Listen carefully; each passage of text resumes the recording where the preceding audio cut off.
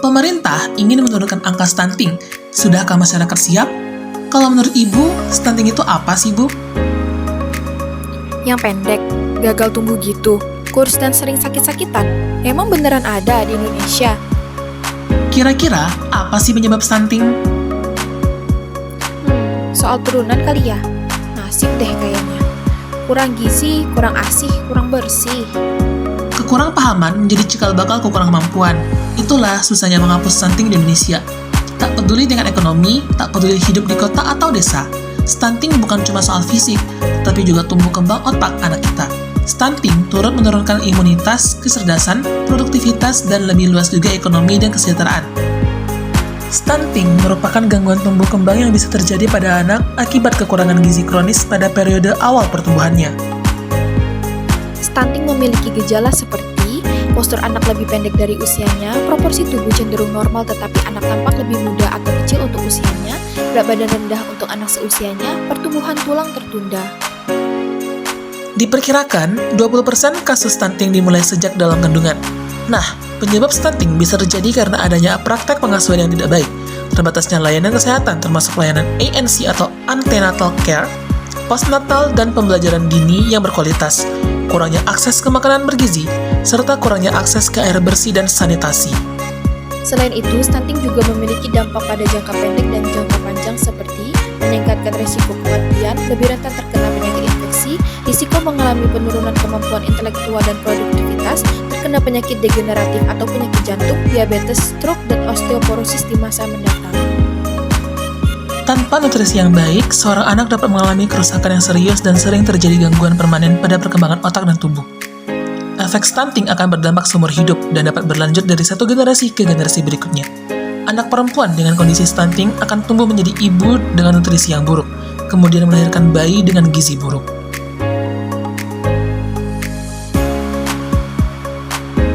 Pada tahun 2024, pemerintah mencanangkan intervensi serentak pencegahan stunting atau gizi buruk pada bulan Juni 2024. Ibu hamil dan balita se-Indonesia diharapkan dapat hadir di posyandu dan pelayanan kesehatan terdekat untuk mendapatkan layanan dan pemeriksaan kesehatan untuk mencegah terjadinya stunting.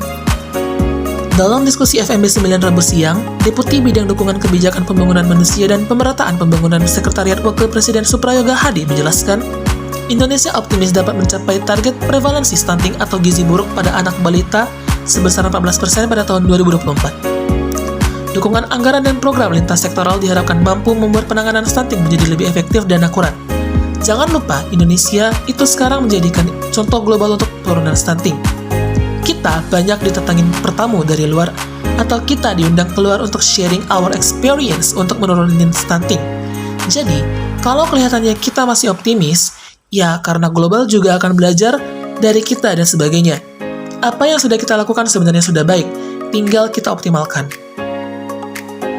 Narasumber menambahkan anggaran sekitar masing-masing 30 triliun rupiah pada tahun 2023 dan 2024 yang tersebar di 22 kementerian dan lembaga pemerintah pusat dan daerah menjadi bukti keseriusan pemerintah dalam mengatasi permasalahan stunting.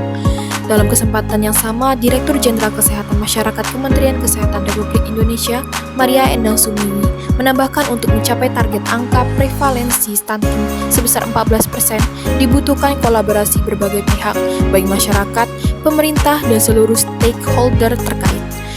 Program intervensi serentak untuk menjaga stunting yang bakal dimulai bulan Juni 2024 diharapkan menjadi salah satu langkah mewujudkan target penurunan stunting.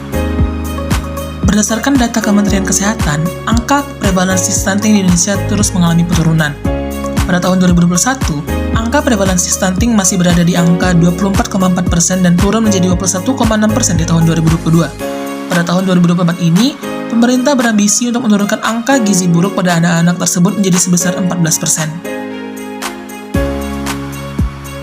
Berdasarkan data dari Survei Status Gizi Indonesia atau SSGI, prevalensi stunting di Provinsi Bangka Belitung pada tahun 2022 berada di angka 18,5%, turun sebanyak 1,4% sejak tahun 2019. Angka tersebut berhasil menempatkan Provinsi Bangka Belitung berada di bawah rata-rata nasional sebesar 21,6% di tahun 2020. Sedangkan tingkat kemiskinan ekstrim di provinsi ini sebesar 0,82%, berada di bawah angka nasional sebanyak 2,4%.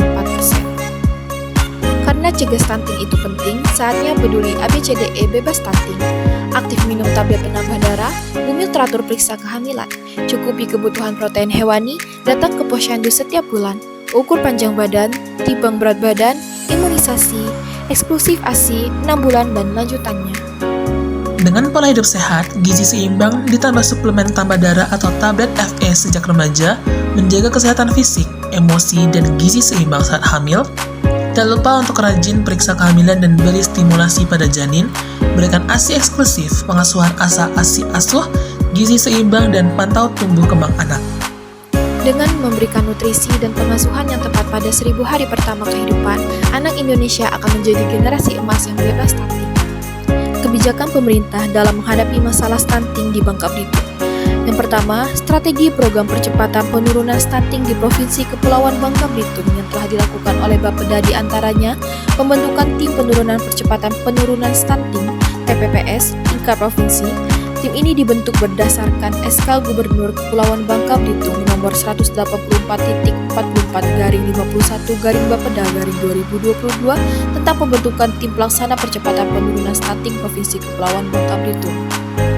Yang kedua, Dinsos PMD Kepulauan Bangka Belitung juga melakukan optimalisasi peran Pokja 1 PKK Provinsi Kepulauan Bangka Belitung melalui sosialisasi parenting tentang pola asuh dan tumbuh kembang anak.